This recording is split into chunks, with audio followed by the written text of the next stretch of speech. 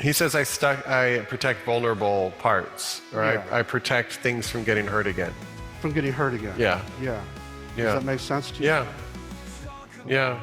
Beautiful question there. Does that make sense to you? Yeah. He's like making this look so casual, but he's like, obviously he's an expert and a master in this.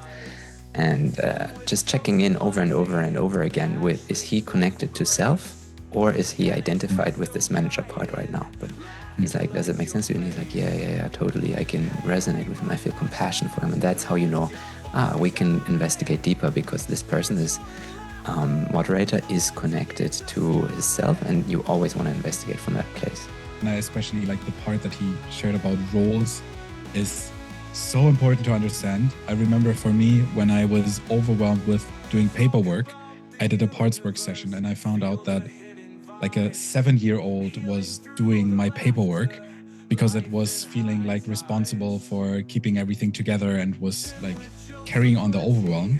And then it's like, of course, I'm going to be overwhelmed with doing paperwork and taxes and all of these things if a child is taking care of this. And then I inquired, and the child, of course, rather wanted to play and just needed to feel like an adult present. And then I could navigate it this way. And it was really wonderful to work with the roles that parts have. Welcome to the Spiritual Bypasses podcast this week with Jannick and Tim. We are having our first reaction video. We just watched a session of the IFS founder, Richard Schwartz, and we connected the dots between this work and our somatic approach, emotion releases. We learned so much during this, like it was just 15, 20-minute little session. It's really worth watching. I thoroughly enjoyed this, and have fun, enjoy the video.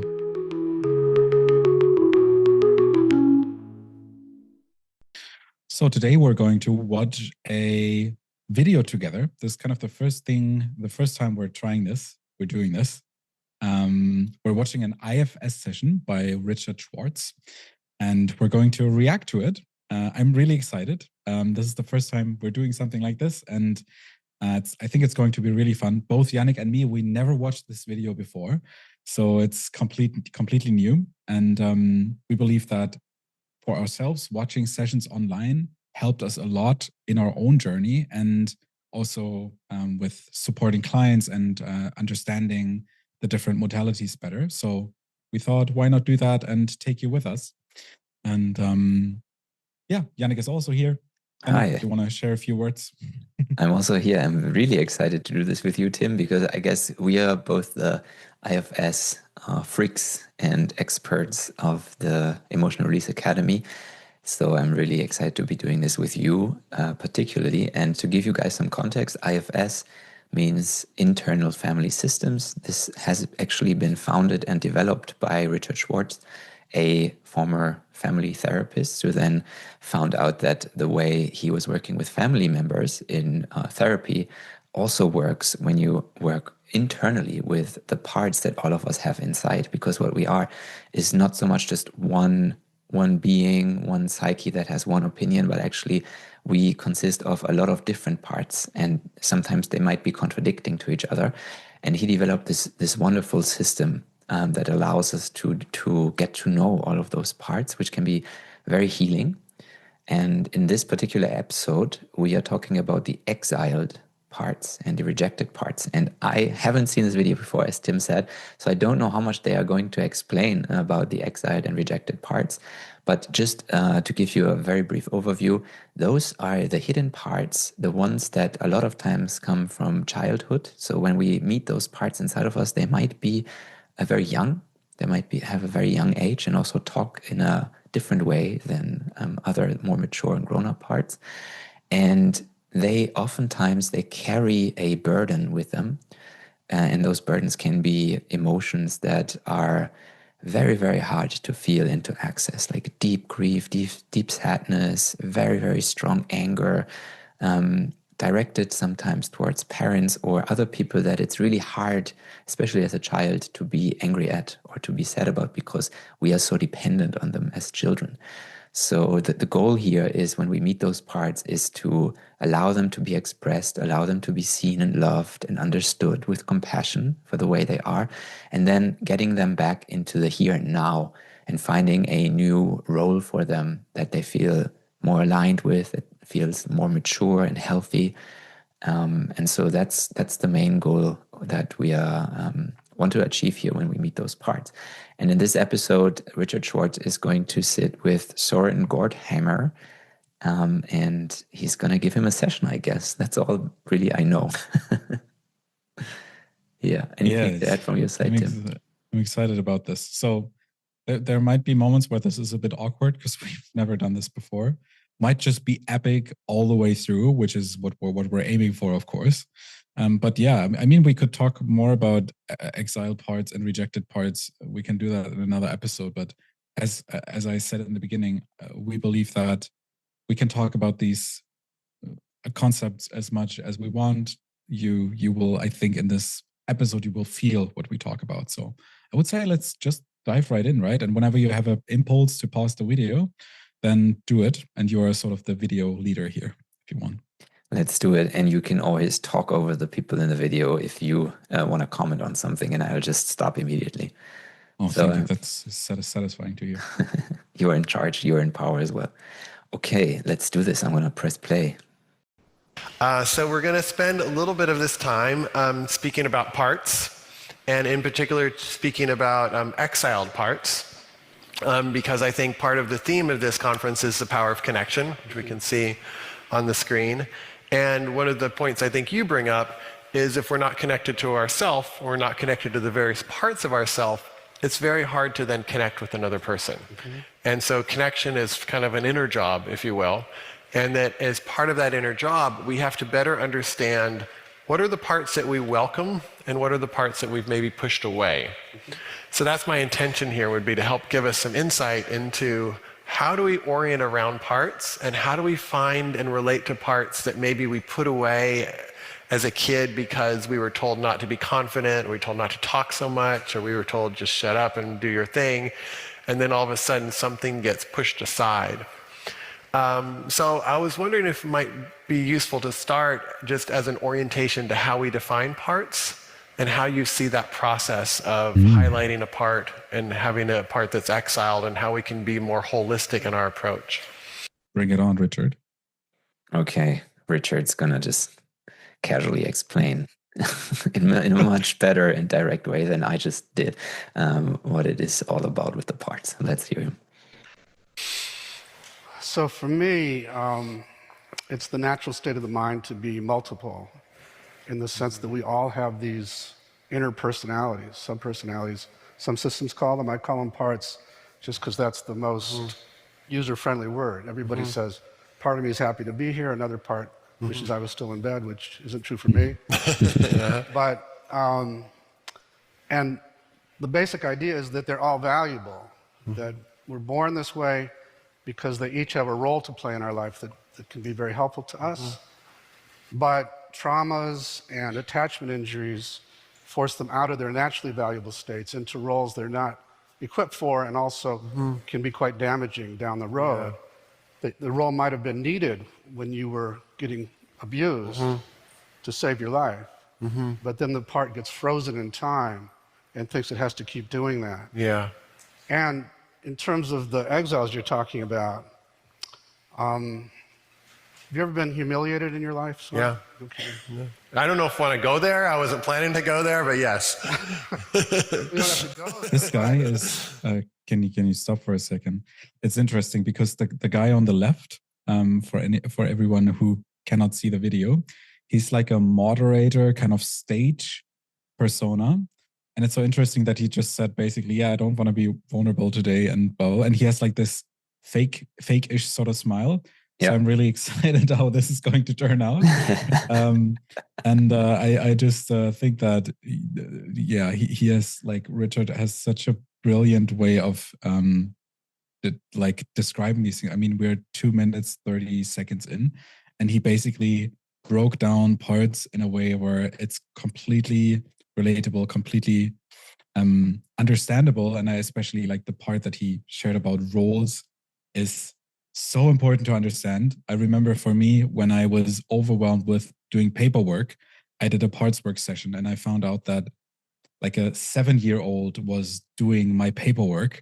because it was feeling like responsible for keeping everything together and was like carrying on the overwhelm. Yeah. And then it's like, of course, I'm going to be overwhelmed with doing paperwork and taxes and all of these things. If a child is taking care of this, and then I inquired, and the child, of course, rather wanted to play and just needed to feel like an adult present. And then I could navigate it this way, and it was really, really wonderful to work with. The roles that parts have. Beautiful. Yeah, exactly. I had the same with like when I was about to hold a presentation, and it's something that you guys as listeners can really take with you. It's like, who is present right now when I'm doing this grown-up tasks? Is it really a grown-up, or is there a child having to do the job right now? And that's the reason why I feel so overwhelmed. Mm-hmm. Let's continue. When that happened to you, Yeah. what did you try to do with the memories, sensations, emotions, and beliefs from the experience? I tried to get them out of my awareness and hope that I would never have that experience again. Yeah. Yeah. You're not alone. That's what most people do, especially in this American culture, because this is a rugged individualist, just move on kind of culture. Yeah. And that, I'd be an advocate of that if that actually worked. But the problem with that is that Nice. not only are you trying to leave these memories, sensations, emotions, and beliefs in the past, but you're also locking away the parts of you that now carry those burdens, that carry all those feelings, because you can't stand those feelings, and you're not even aware that that's what you're doing. You're not even aware that you're exiling all your juice, because a lot of these parts were your most sensitive parts. Yeah. These, before they got hurt or scared or shamed, they were these lovely inner children who could give you all kinds of awe and sense of creativity and desire to connect with people. Playfulness. Yeah. But once they do get hurt, you don't want anything to do with them anymore. Yeah. And so it's like in the Marines, no man left behind. You left all that behind in second grade and tried to just move on without connection to a lot of those qualities that you left back there. Yeah. And so You lose access to the gifts of that exactly. part too, right? Yeah. Yeah, so now That is so beautifully said by Richard. That like these qualities, and you know, he is speaking to a wide audience here. These are not like people who have been in trauma or healing work. The way he speaks is addressing like everyone. Everyone can listen to him and understand. And this is so beautiful about IFS, that it's so practical. Like you said in the beginning, it's part of our natural language even. Like it's so natural and so user-friendly and so practical. And this is also why we love to work with this system in the Emotional Release Academy as well.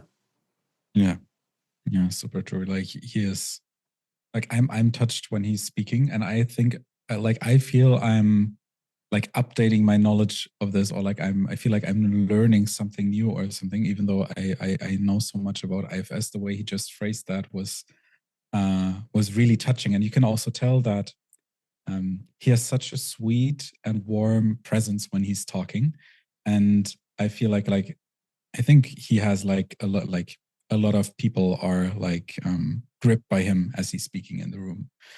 Because as you said, it's like such simple but really powerful and striking language. So my hypothesis is that maybe the guy on the left is like touched as well, and I'm excited to see what's going to happen, because you cannot, because a persona like this moderator stage presence persona is basically a manager part that tries to manage like how much am I showing of myself.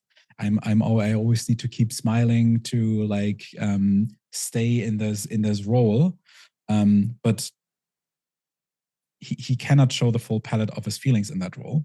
And I'm excited for seeing how that's going to change in the course of the session or not. Yeah, I agree. So much resonance there. I can feel the resonance in the room of people resonating with what Richard said, and I can see him already becoming a bit more vulnerable, and at the same time trying to balance, as you said, this like, oh, I'm a professional and I know stuff. He wants to bring in knowledge, And there's hopefully there's going to be a switch at some point where it's not about him showing off knowledge, but actually just him speaking from this part, from this truth, and not about it, but from it. So I'll continue, yeah? Let's go. Not only do you lose access to their gifts, but for the parts themselves, it's like insult to injury. Yeah. The injury was the hurt or the terror or the shame, and the insult is being abandoned by you. Yeah. So they're suffering. They're really desperate in there. And so as you go through life and something happens that any way similar, they explode out, and it's like flames of emotion threaten to consume you and take you away. And so when you get a bunch of exiles like that, you have to have a bunch of what we call protector parts. So Is that related to when we get triggered, or is that usually Yeah. something around that? There's that emotional response that's... that Okay, he's still speaking in we. So he's still thinking he has this role of trying to ask questions that, you know, other people who see him do this can relate to. He's not speaking from this, like, from himself at the moment. So there's this manager part that you were speaking about. would Charged. be the flames of emotion from the exiles Okay. is when you get triggered. And then we have a bunch of parts who's spending all their lives trying to prevent that from happening. Yeah. Some of them are trying to manage our lives so that we never get triggered. So control your relationships and don't let anybody too close, or control your appearance so people don't reject I you. remember when I had the humiliated experience when I was young, I became very serious. I was like, life is suffering, there's pain, I'm just going to become very serious, I'm going to work hard.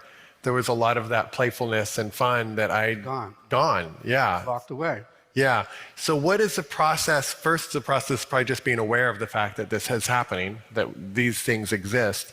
And how do you see the process of rediscovery or reassimilation or that welcoming? And I know IFS is a very systematic way of working with that, but could you say a little bit about how you've learned to bring those parts in a way that is inclusive? Yeah.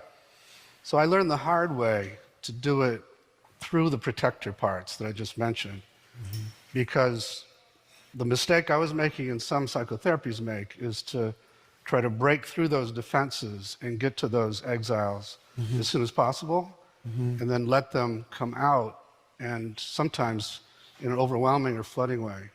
And then there's a backlash from the protectors they've tried to keep that locked up for 30 years. So whenever there's a trauma or pain, there's the pain, but then there's what you're calling protectors. There's like there's an energy that is making sure that doesn't get touched. Is that right? Okay. Yeah.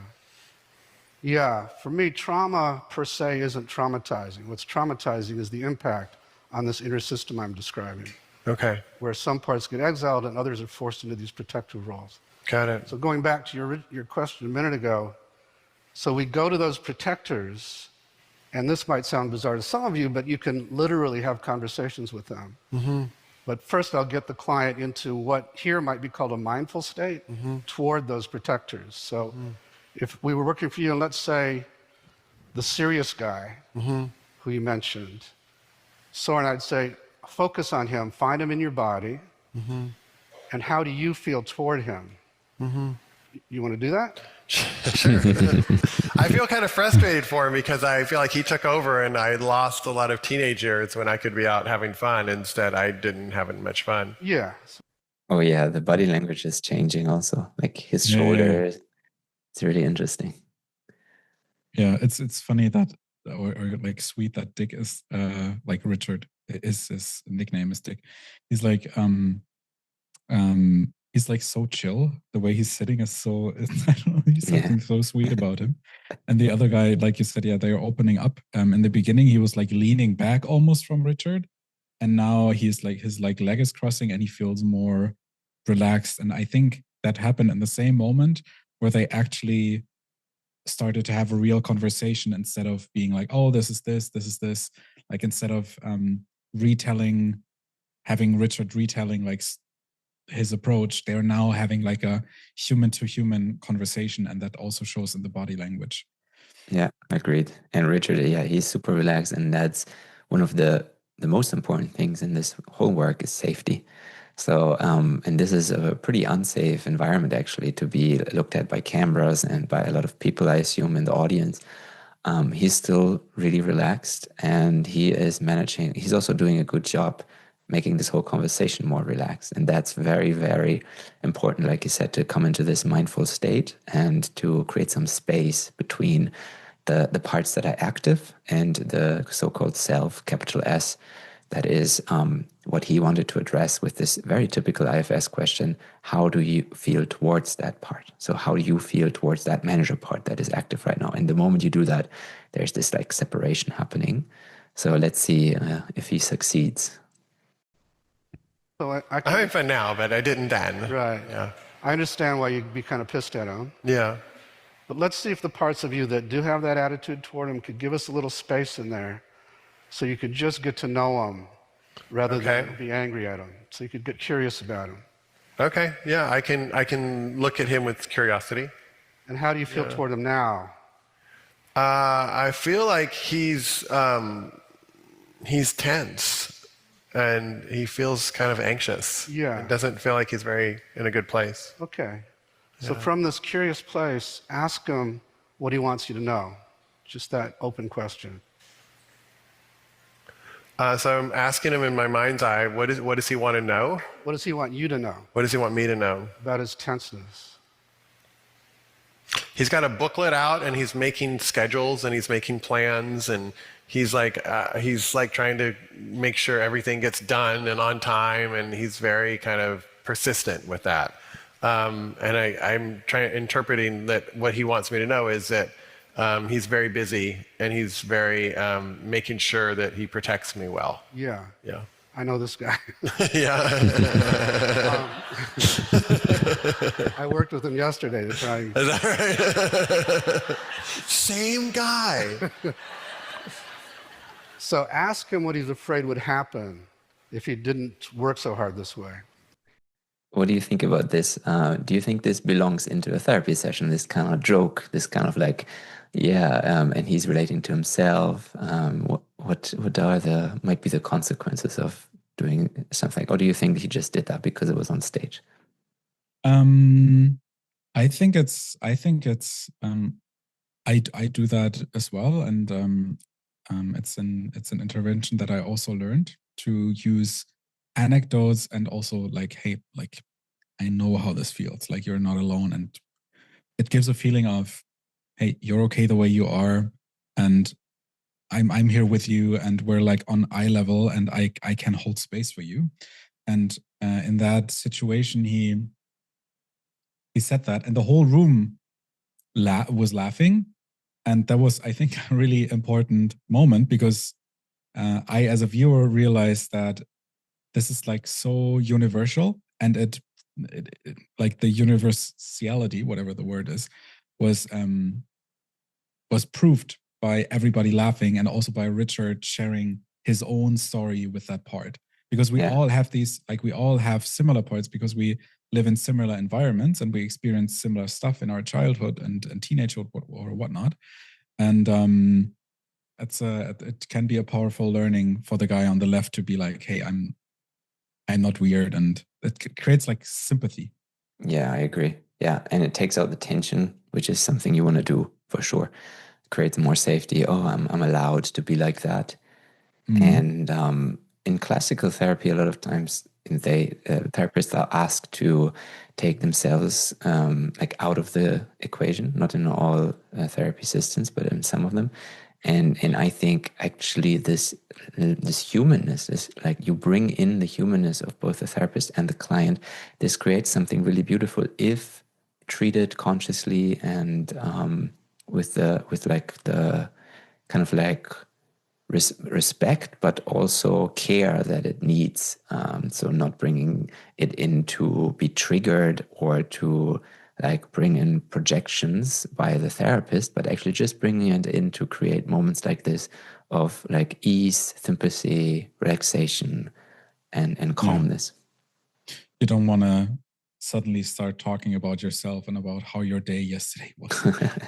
No, not the point. You don't want to turn this into a chit chat. So exactly. Let's see. Oh, how it he's unfolds. coming, exactly, he's coming straight back to the matter. So ask him what he's afraid would happen if he didn't work so hard this way. And just wait for the answer. Don't think of the answer. If he didn't work so hard, what would happen? Yeah, what's he afraid would happen? Shit would fall apart. The organization and the structure of our lives would fall apart, and chaos would reign. It's exactly what my guy said. Is that right? Okay. So how do you feel toward him now as you hear all this? I feel sorry for him. Yeah. I feel that's a lot of responsibility to make sure my life doesn't get chaotic. Yeah. So Yeah. let him know. You feel sorry for him? Yeah, okay. See if you can actually show him that you care about him and you feel sorry for him. And just Yeah, I can kind of pat him on the back and be like, man, that's a tough job. Yeah. And how's he reacting as you do that? He seems to take it. He's like, yeah, it is. He's just like, yeah, you're right. It's been a tough job. I've worked my butt off. But ask him if he protects parts that might be stuck in times that were very chaotic or where things were falling apart. Just ask him that question. He says I protect vulnerable parts, or Yeah. I protect things from getting hurt again. From getting hurt again. Yeah. Yeah. Yeah. Does that make sense to you? Yeah. Yeah. So I can tell you, yeah. we don't have to go there. Beautiful question there. Does that make sense to you? Yeah. He's like making this look so casual, but he's like, obviously he's an expert and a master in this. And just checking in over and over and over again with, is he connected to self or is he identified with this manager part right now? But he's like, does it make sense to you? And he's like, yeah, totally. I can resonate with him. I feel compassion for him. And that's how you know, we can investigate deeper because this person, this moderator is connected to his self, and you always want to investigate from that place. Mm-hmm. But I also find fascinating that the guy immediately, like, it seems like he's never done something like this before, but he immediately understood. You know, it's very rare that I work with people that have never done this before, and they're like, "What am I supposed to do? Are you crazy? That sounds a bit out there." Like, it's so natural, and usually the part responds. I really liked when Richard said, "Don't think about the answer. Just like let it come to you. Wait for the answer. Go with the first thing that comes up." That's so cool that we can ask ourselves questions, ask our parts questions, and the answers just arise. I think that's like a really underappreciated thing within our system. It's really cool and really freaky. Yeah, I agree. And the only thing that I'm missing a little bit here is the somatic part. So he said earlier, find it in your body, but he never really checked in again with him, like where in your body does it sit? And I think that is something that we emphasize a lot in our work at the Emotional Release Academy, is to really include and integrate the somatics and be like, okay, does it sit in your chest? Like, how does it feel in your chest, this part? And like that, you avoid too much mental clutter and mental conversation, because he's also like really fast with his answers. And obviously it's easier to look at when they are on the stage, when it's like mental and it's quicker. But in a real session, I'd be probably a bit slower and a bit more connected to the body.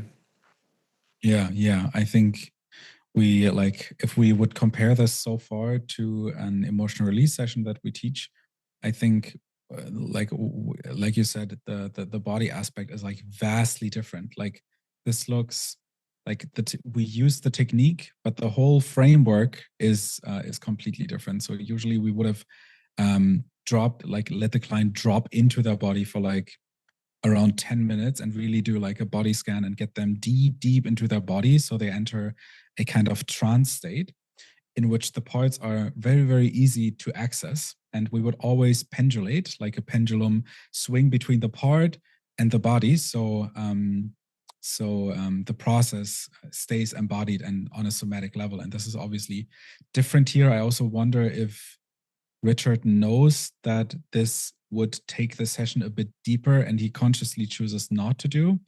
But the guy also seems to be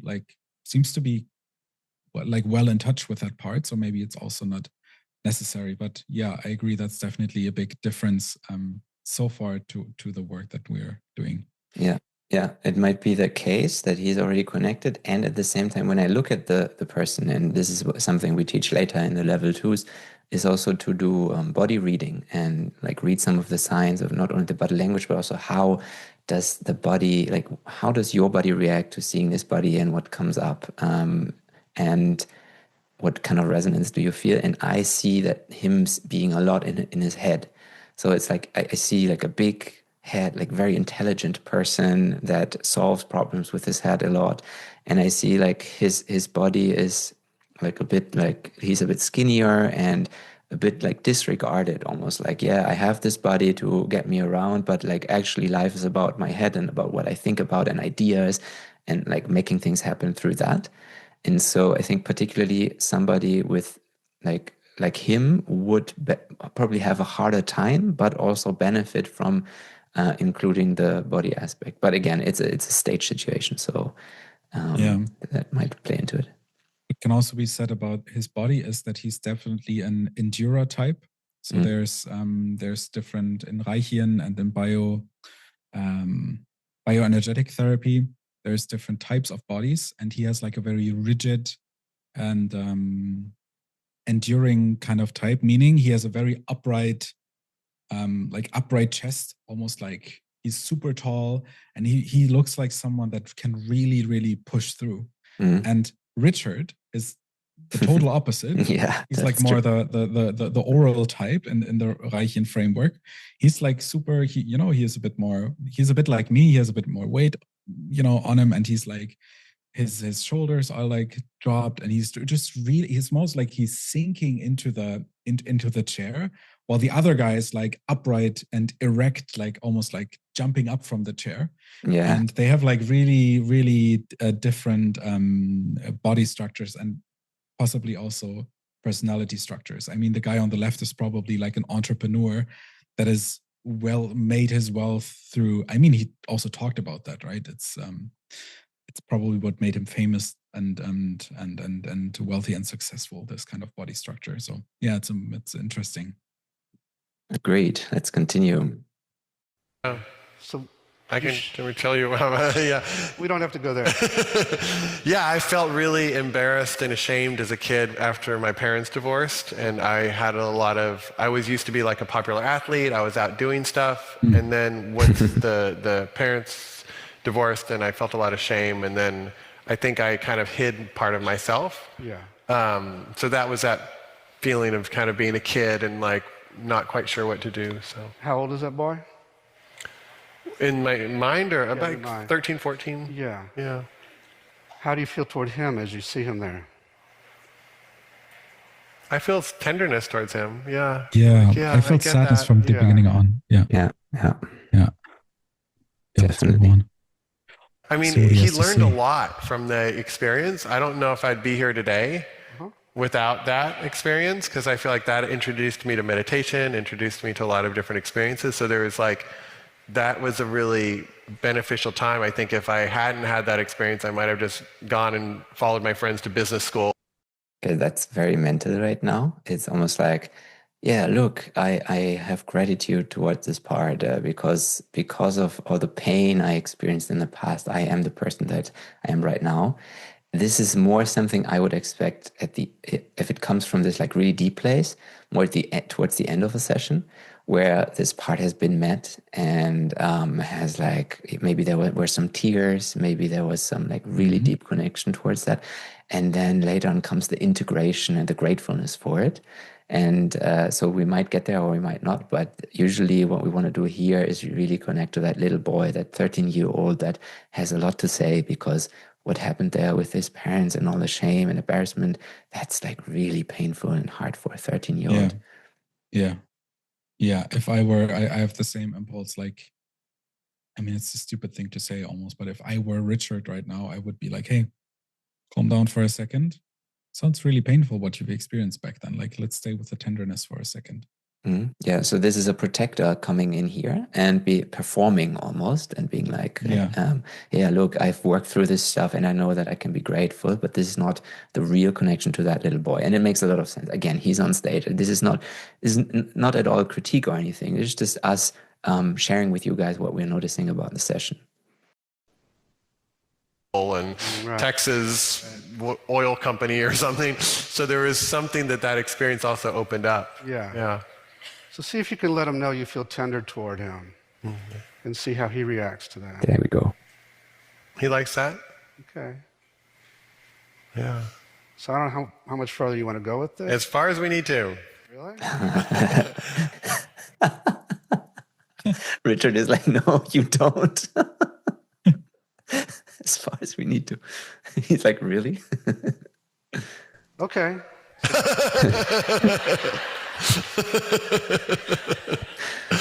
So he's reacting well to you being with him in this tender way. Okay. And ask him if he feels like you get how bad that time was, or if there's more he needs you to feel or see or sense about it. Great question. Yeah, he feels like I get it. I think he feels like, I didn't know what to do. I don't, it's hard for me when people, I work my butt off. This is not what a 13-year-old would say. He wouldn't say, oh, I know that it's hard and you didn't know what to do. This is another part active right now. And this makes a lot of sense. Usually you don't go directly to that little boy. Protector parts come in, and Richard is very smart and experienced with this, so he will notice that as well. But yeah, just something that you can really notice is that these words wouldn't come from a 13-year-old. This is very, very typical for people. It's like, oh yeah, I know my dad did this or my mom did this, but I understand, I have compassion. I understand that they didn't know better. And it can't come from a child. This can only come from a grown-up part. And that's how you know how to distinguish. This is still true, obviously. All the things he says are true, but they come from a different part. Off to be respected. I work my butt off to be successful, and it's hard for me to be seen as not successful or as not accomplished. So there's a lot of shame with that. Yeah, I don't want that. Of course, happen. That's so evident. That's kind of what we talked about. That's like his stage persona is what he's just describing. Really interesting. Yeah. Be seen in a way that's competent and on it, and so he wants me to understand that there's pain around that. Yeah. So do you feel like you get it? Ask him if he does feel like you get the pain around it. Beautiful question. He's just staying there. Like you said earlier, he's just staying with the little boy. Does he think or feel like you get it? And all the talking doesn't really matter as long as the little boy doesn't feel seen or hasn't been fully seen yet. He will not stop being with that, staying with that. Amazing. I'm learning so much. Let's move on. It's amazing.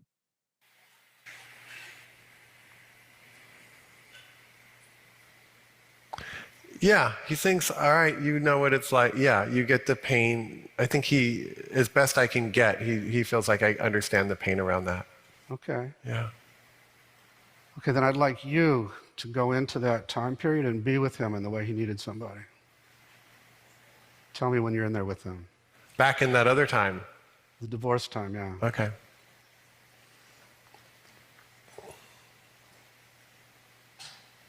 Yeah, I can be with him.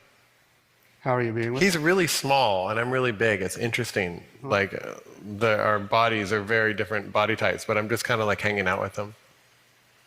And how's he like having you there? He appreciates it. Okay. Yeah. And then he feels accepted. Ask him if there's anything he wants you to do with him or for him back there. He wants me to hold him, so I can do that. He's very small. It's like I can actually hold him in my arms. Yeah, so that's. Does he need you to talk to anybody back there or do anything else, or does he just want to leave? He just wants to be held, it looks like. Yeah, he just wants to not be alone and be held and feel safe, that yeah, he's seeking safety, it feels like. Does he feel safe as you're holding him? Okay. All right, so see if he's ready now to leave that time and place and come with you to a safe, comfortable place? He's not sure. Yeah, ask him. What's his reluctance? He's just like, it's a really dangerous world out there. Well, And I'm very vulnerable, and I don't know if I want to go out there. Yeah. So there's truth in that, right? Yeah. Okay. So we can take him to a fantasy place. It doesn't have to be this Okay. world. It can be anywhere he'd like. Okay, he's open to that. Yeah, he's open to going. He's not open to going. He's open to going somewhere. Yeah. He wants it to be safe. Yeah. Yeah. So you can show him alternatives, or he can tell He you likes the beach. beach. Yeah. Yeah. Beach is very popular with him. It's a nice place to be. He likes the beach. You can kind of see out. It's safe. You can like look and see if there's ships that are going to attack or something. Like there's that feeling of being able to see or look around that he likes. Okay, good. So how's he doing? And you're there with him on the beach? Mm-hmm. How's he doing now? He's good. He's enjoying. He's still a little suspicious and checking out the sites, waiting for something to attack. But in general, he's pretty good. Okay. And tell him he never has to go back there, and you're going to be taking care of him now. So Okay. he is safe. Okay? And see if he's ready to unload the feelings and beliefs he got back there. Yeah. And where does he carry all that, in his body or on his body? He shows me his arms, and he's going like this. All right. So Is he ready to unload that? Is that what he says he is, and he's also growing. So he was like, he's getting taller as I talk to him. That's great. So I think that's Yeah, in a this sign. Yeah. situation, he just made a movement, and this is also one of the differences. Like if that part makes the movement, and he even made the movement himself, one possible way of treating this situation could be, hey, stay with the movement, stay with like this shaking. For everyone who's listening, he was like shaking his arms, and we would prompt him to, okay, like keep shaking your arms and see what that does to you. And usually like he wants to get rid of something, he wants to like let go of something, he wants to shake something off. And usually like doing that somatically, like literally, not only symbolically in the head, really helps digesting this piece of the past. So Yeah. That's what I just noticed. I agree, like bringing in the body more again here, and really working also with unshaming.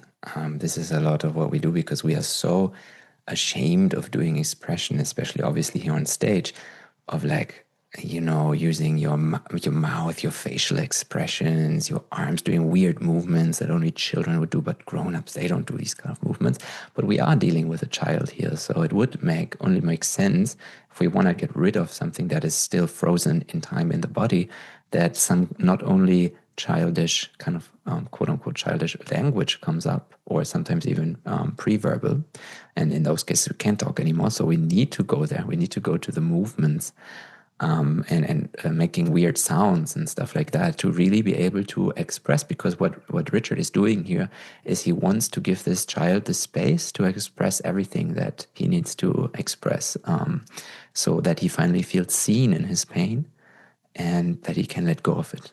So that's also the ritual that we are doing here. It's a very common thing in IFS, is this ritual of reparenting, which we will see. We already saw a little bit of it, and we'll probably see more. And also taking this little boy out of this situation in the past where feels like he's frozen. So forever he thinks that, oh no, I'm stuck here and the world is dangerous. Taking him out of there and giving him new perspectives, and that's what he's doing here. So tell him to keep doing that, letting all that out of his arms. Okay. Maybe going to the water or the sand or something. Okay. Let's do that until that's all out of him.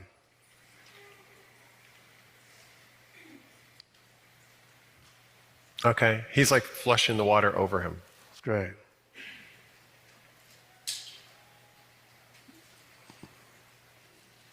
Yeah. I'm not 100% sure, but it feels healing. Like it feels like the water is is rushing over him and is like taking things with it into the ocean. That's great. Yeah. So we'll just stay with that until it feels complete.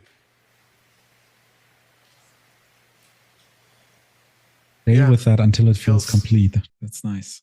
I like that. Yeah. That's an Slowing, open, like, sweet thing to say. Amazing. slowing down here. Yeah.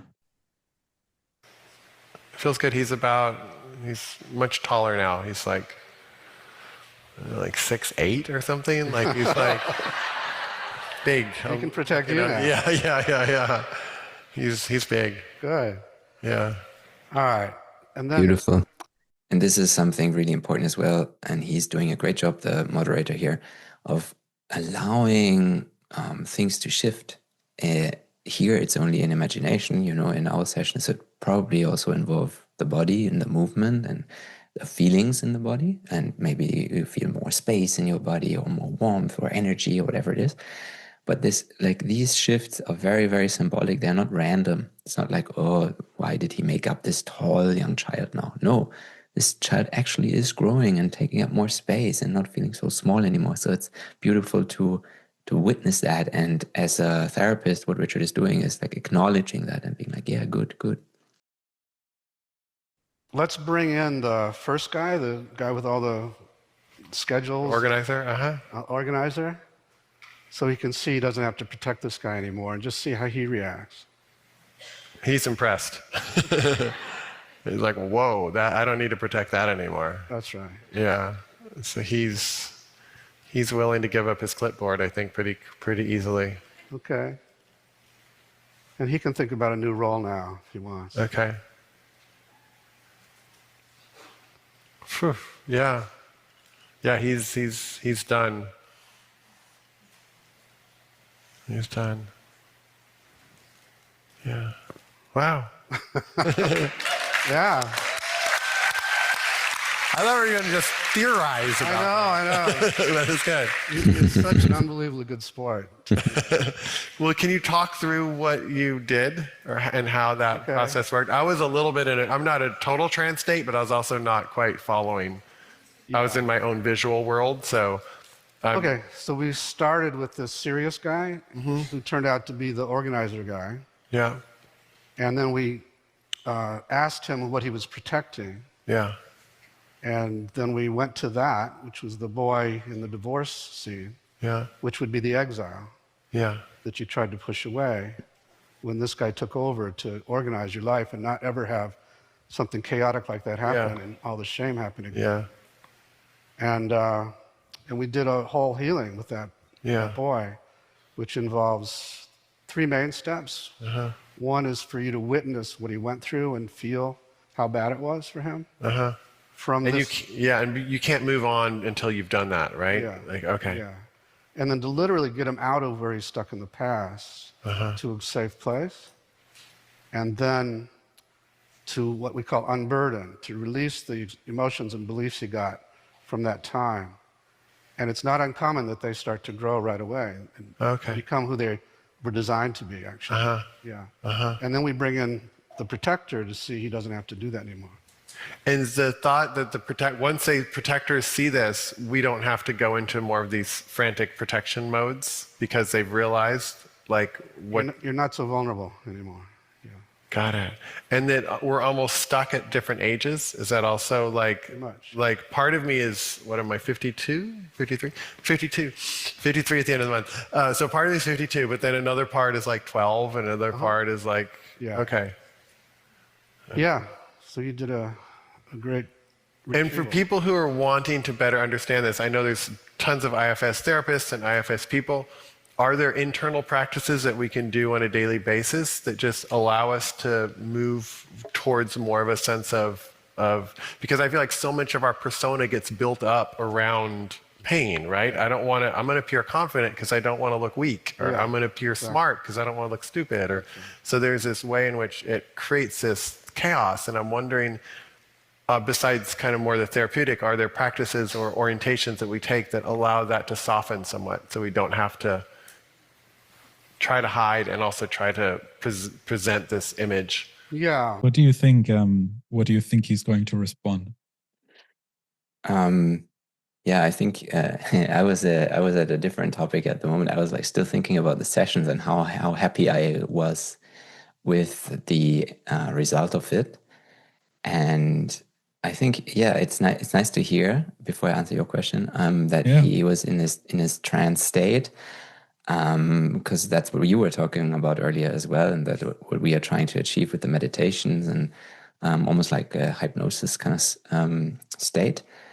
But at the same time, it feels like it would have needed a bit more time and a bit more, again, integration as well, to be like checking in if there are other parts present and really allowing the system to rearrange, because that's literally what's happening. There is this certain kind of setup.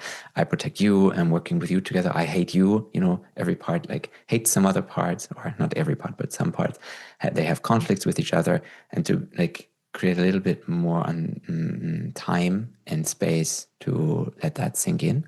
So it was very quick. And also when he said, oh yeah, he's done, this part is done, and then he wanted to end the session, probably some other part came in that was the moderator and that was aware of the time, and he wanted to ask some other questions. So yeah, that's just some things that I noticed that I would have loved to do or see if this was a real session. Was there anything that you noticed? I noticed him softening up towards the end.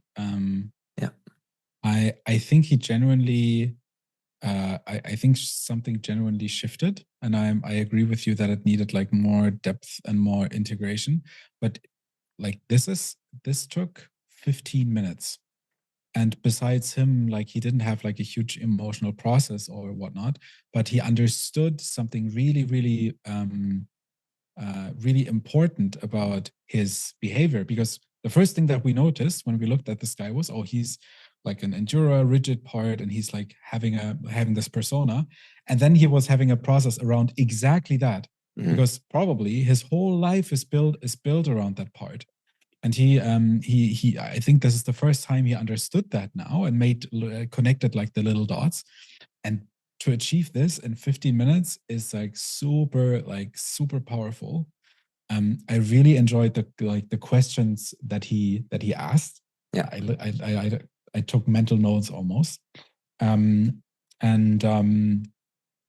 I really enjoyed that. And you can also now see him like softening up, also his body language.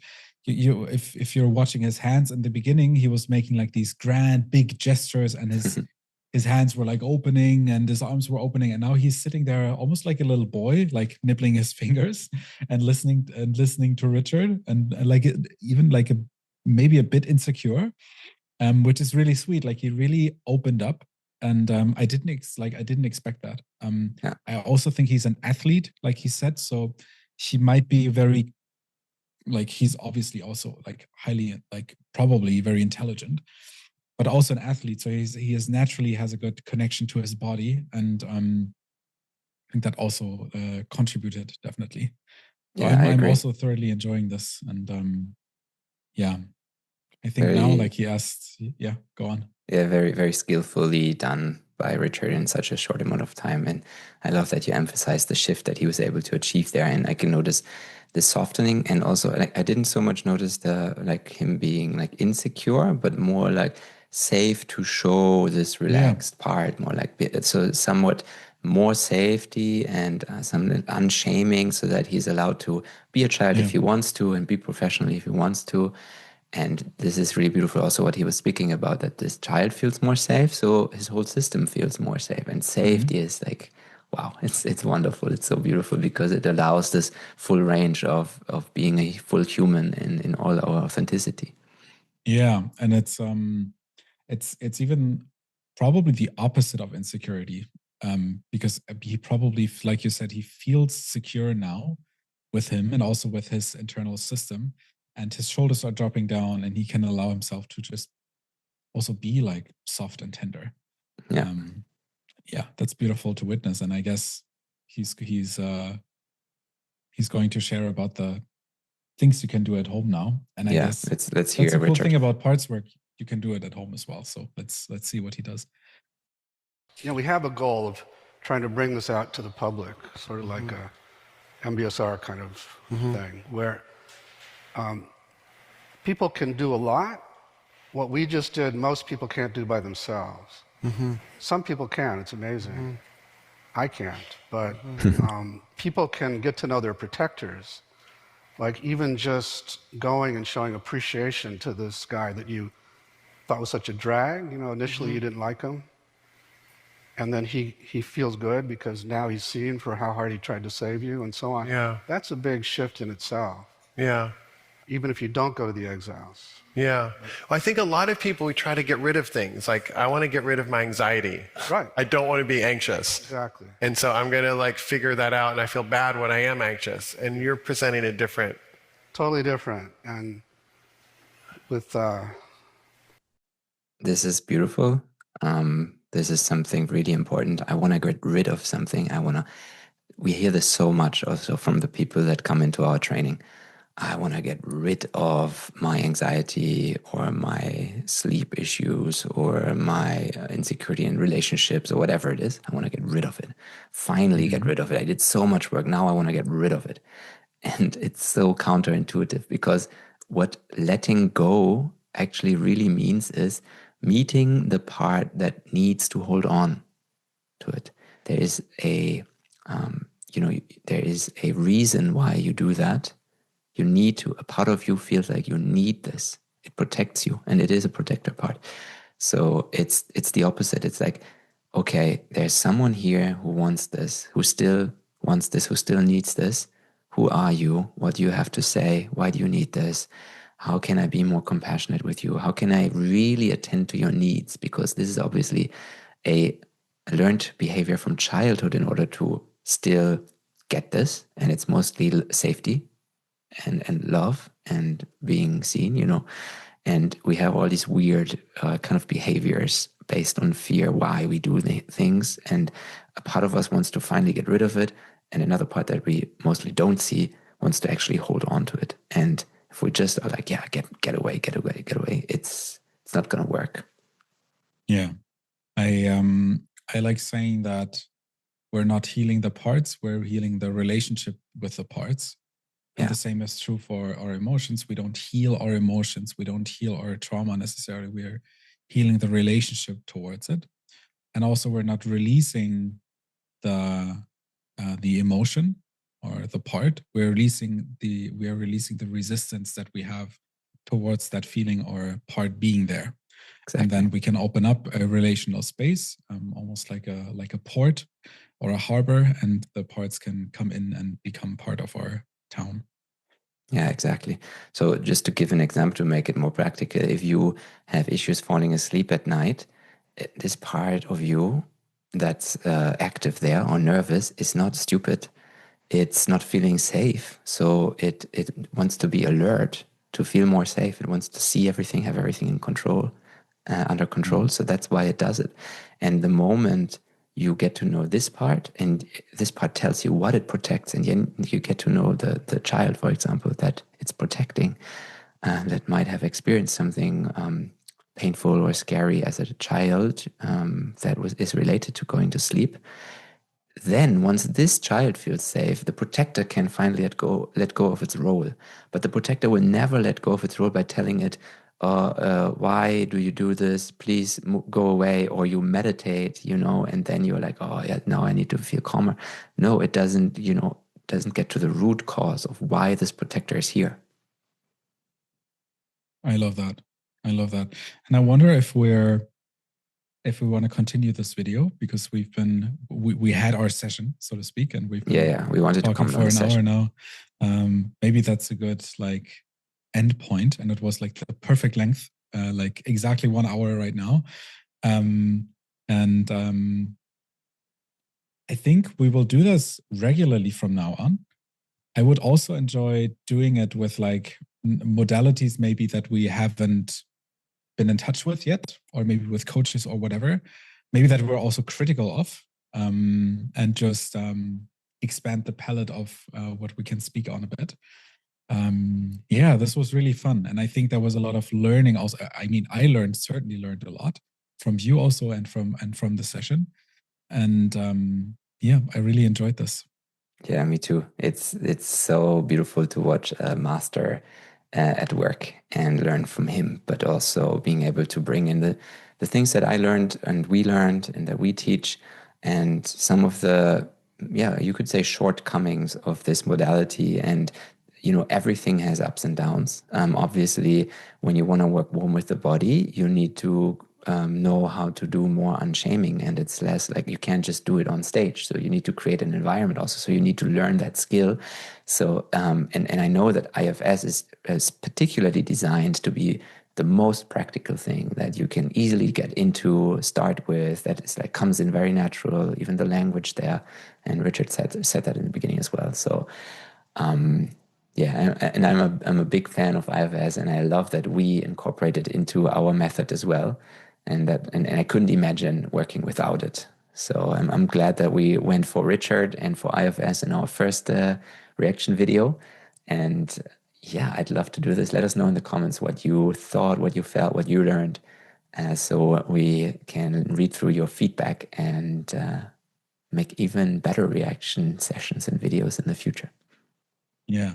And with that being said, we have a lot of cool things planned for the public, and not only the podcast and not only my YouTube channel, but we're planning like really interesting webinars and cool stuff that you can visit in order to get to know our approach and the academy, the work that we're doing in the near future. And for that, come into the Telegram group. It's like a really, really cool place to be.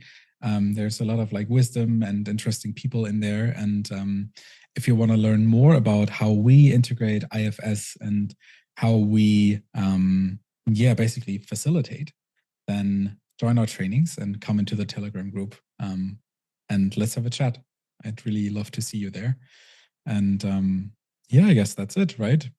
Great. See you in the next episode. Maybe Jannick has the last words, and then that's it. Yeah, you said everything. You said it all. Come into the Telegram group, and there we post the videos, wisdom nuggets, and we also inform you about the webinars. All of them are free. You can come in. You can get free sessions or witness free sessions as if receiving one is too much in front of people. And we are super, super excited about the training. It's going very, very successfully. We have 19 people in the first round, and I've heard so many beautiful things. I've heard them say like, this was the best decision of my life to join this training because I'm learning so much. I feel so safe to be in this group, and I couldn't imagine anything better. I remember my training as well when I did it, and it gave me so much skill and so much wisdom, and especially embodied wisdom that I can apply now in my family, in my friendships, in my work. So yeah, from the bottom of my heart, I invite you guys to join us on this movement, if you do the training or not, but there's so much to learn from each other. So this is a movement that will continue, and we're very excited about it. So yeah, see you in the next episode. Looking forward to it. Bye-bye.